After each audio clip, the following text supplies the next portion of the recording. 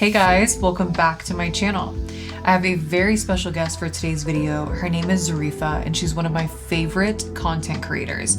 So make sure to check her out on all platforms, YouTube, TikTok, and Instagram. She posts the most amazing skincare content and just everything beauty. She's also Bengali and she's so beautiful. The look that I'm doing on her is all about enhancing her features. I'm using a lot of warm tones, a lot of new products that I'm excited to introduce to you. And I'm also focusing on color correcting and the importance behind it. If you've enjoyed my content, make sure you're subscribed to my channel. I always appreciate you guys. And make sure you follow me on Instagram and TikTok because that is where I post first. But without further ado, let's get into this makeup tutorial. Starting off with my eye cleanser, I'm using this product to cleanse and hydrate the eye. My eye cleanser is extremely soothing.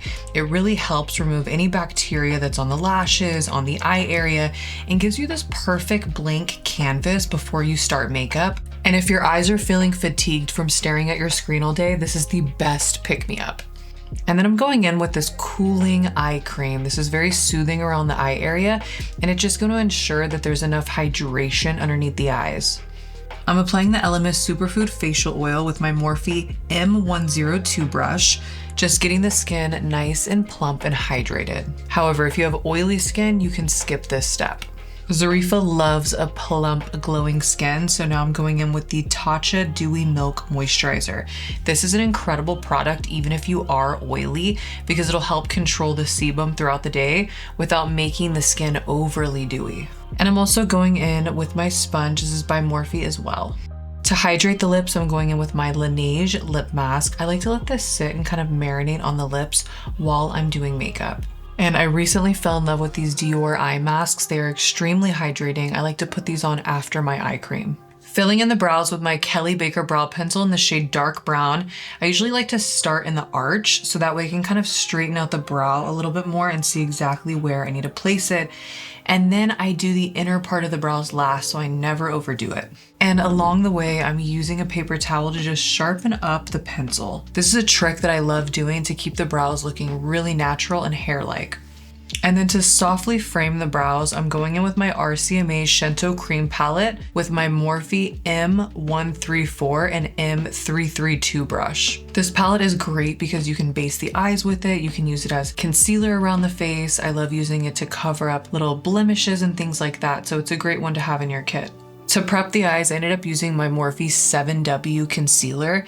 This just gave me the perfect base on the eyelids. And I'm just blending this out with a Morphe blending brush. Also setting the eyelids with my Mario Loose setting powder in the shade Neutral Peach, and I mixed it with Warm Honey. And the brush that I'm using is my Morphe M333 brush. And then after I've based the eyelids pretty well, so that way we get a longer wear from the eyeshadow. Now let's get into these eyes. So I am using a warm brown bronzy eyeshadow. This shade kind of leaned towards a more orangey side, but it looks stunning in the crease. I use this on lighter skin. I love it on more melanin skin. It's truly such a beautiful color. And then on the lid, I'm using a tan eyeshadow. This is more of like a skin tone shade. And I'm just using this to brighten up the eyes. I'm gonna bounce between a blending brush and also a shading brush. Now I'm taking the blending brush and I'm using a warm, rich rust in the outer corner of the eye, dragging it into the crease, but really focusing on the outer corner with my blending and placement. Now I'm going in with more of a bone shade. I'm mixing it with the tan shade, and I'm bringing this into the inner corner of the eye and softly bringing it to the outer corner of the lid. And then with that same blending brush I was using with the rust tone, I'm just kind of going back over the work that I just did to make sure everything is nicely blended together. Now for my favorite part, I'm taking this champagne tone scattered pearl and I'm popping this on the center of the lid. Sometimes I feel like putting this on with my fingertips works even better than a brush. It's something about the warmth of your fingertips that just gets the eyeshadow to stick better. Now, before I go in with a liquid liner, I just want to start to frame the shape of the eyes. So using a more detailed, dense brush, I'm picking up this dark espresso brown liner and I'm starting to frame the eyeliner with this. I always feel like you have a little bit more control when you start with eyeshadow. So if you're getting familiar with your eyeliner, definitely try this trick. I basically just like to pat it along the lash line little by little, and then when you get to the outer corner of the eye, you can slowly start to drag out that edge. Now I'm getting my brush a little bit wet with the Continuous Setting Mist by Morphe, and I'm picking up this bronzy scattered pearl. Now I'm using this only in the inner corner of the eye because I want that perfect, precise placement. So that's why I went in with a brush, and the setting spray basically just locks it in and intensifies the eyeshadow. Now to make this eyeliner pop even more, I'm going in with my pen ink eyeliner, and I'm using the brown shade, and I'm starting from the outer corner of the eye. And I'm slowly just starting to drag the pen, and I'm using the eyeshadow that I've already laid down as my guide. And the best part about this is because the eyeshadow's there, it doesn't actually have to be perfect, because I think we're going for more of a softer, more smudgier look since that eyeshadow is already laid down. It's not gonna be as crisp of a liner, and that's exactly what I wanted. To color correct Zarifa's skin, I'm using my Morphe color corrector in the shade Papaya, and I'm applying this with the M131 and also M133 brush. So when placing the color corrector, I'm going around the sides of the lips, the sides of the mouth, underneath the chin, right around the sides of the nose, anywhere that you're seeing a little bit more of a darker shadow on the face. Then I like to kind of bounce between my brush and my sponge just to push and work everything in. And placing the color corrector right underneath the eyes. This is going to cancel and neutralize any of that darker pigmentation that we're seeing underneath the eyes and around the sides of the mouth. Essentially just balancing out her complexion and warming it up in the most beautiful way. Now I'm going in with my Giorgio Armani Luminous Silk Foundation in the shade 7.8, and I'm just buffing this in with my brush and also using a sponge as well to push everything in. To bring even more warmth into the skin, I'm taking my RCMA cream bronzer. This is in the shade Beach Day Santa Monica, I want to say, and that is the M302 brush.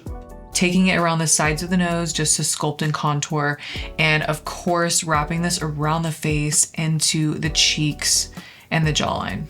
Now I did do quite a bit of mixing because I think as makeup artists, we tend to do that to make the most perfect complexion. So I'm going with my William Tuttle cream foundation in the shade Toasted Honey and Chinese 2 with my Morphe M282 and M204 brush. This is definitely an old school OG makeup artist product, but I've had it in my kit for years and I love it. The reason why I'm picking up this shade is because it pulls a little bit more olive, and she has not only warm tones in her skin, but her skin also reads olive as well. So I wanted to make sure I was keeping that balance throughout her skin. Going back in with my RCMA palette, this is the same palette that I used around the eyes and around the brows, and I'm just dragging this down the bridge of the nose, and I'm just gonna let this sit on the nose and kind of let it dry. Now going back in with my Morphe concealer in the shade 7W, I'm going around the same places that we placed the color corrector. To conceal the under eyes, I'm using my Morphe concealers in the shade 7W and 8W with my M133 brush. This brush is nice and dense, so I feel like I can get the perfect amount of coverage pretty quick. And then taking a smaller sponge and just kind of pushing everything in, and also bringing a little bit of this concealer right above the brows and in the center of the forehead just to bring back some light. Now to set the face, I'm using the Makeup by Mario Loose setting powder in the shade Warm Honey. And you just always want to make sure that you blend out the concealer right before you place that powder to make sure it doesn't seep into any lines. And I did go in and set with a powder puff because I want to make sure that this makeup stays locked in. Now to lock in this cream contour even more, I'm using my Anastasia Beverly Hills Smoothing Bronzer in the shade Beach Bum Bronze. I'm kind of tapping and sweeping this into the forehead, back into the cheeks, and the jawline. I'm using a really soft touch with this because we really don't need a lot of product. We did all the work with the creams, so I'm just lightly setting. And using the same bronzer to set the nose contour. To make sure your nose contour is nice and blended, you can go over it with loose powder as well. I feel like these eyes wouldn't be complete without wrapping around the eyeshadow with the same rust shade that I was using in the crease. And I'm using this dark chocolatey Victoria Beckham eyeliner in the waterline, as well as the Brow Freeze in the brows by Anastasia Beverly Hills. This is gonna keep the brows nice and lifted and locked in. To snatch the nose even further, I'm going in with my Jouer Skinny Dip highlighter, bringing this down the bridge of the nose with a small detailed brush. After you do this, you wanna make sure that you kind of blend it out with your fingertip just to keep it looking soft. And I'm also placing it in the tear duct as well. For blush, I'm using my Summer Fridays Blush Butter Balm in the shade Toasted Terracotta. I can't get over how gorgeous this blush is on her skin tone. I truly fell in love with this shade. And the brush that I'm using is my Morphe M202 brush. You can kind of go in between a brush and a sponge just to make sure you get that perfect blend on the cheeks. And then I do like to go back with that same loose powder and kind of blend around the blush. I don't necessarily want to get the loose powder on top of the blush, but I like to kind of sketch out around it so that way you're dewy on the cheeks, but you're matte in the T-zone.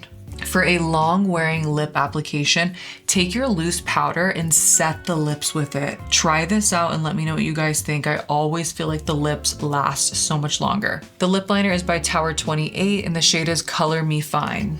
Overdrawing the lower lip and the upper lip, I'm really just accentuating the Cupid's bow, and I'm keeping the outer corners of the lip pretty tight. It's slightly above the outer corners of the lip, and I'm making sure to shade them in fully to get this beautiful contoured look. And I'm going in with a rosy shade. This is like your lips but better type of tone, and just working that in with a brush, and then using the Summer Fridays Poppy Balm with my M303 brush. There's something about using a chocolatey brown liner and like a coral pink lip in the center that just brings the most perfect amount of warmth to the face. For mascara, this one's by Kylie Cosmetics.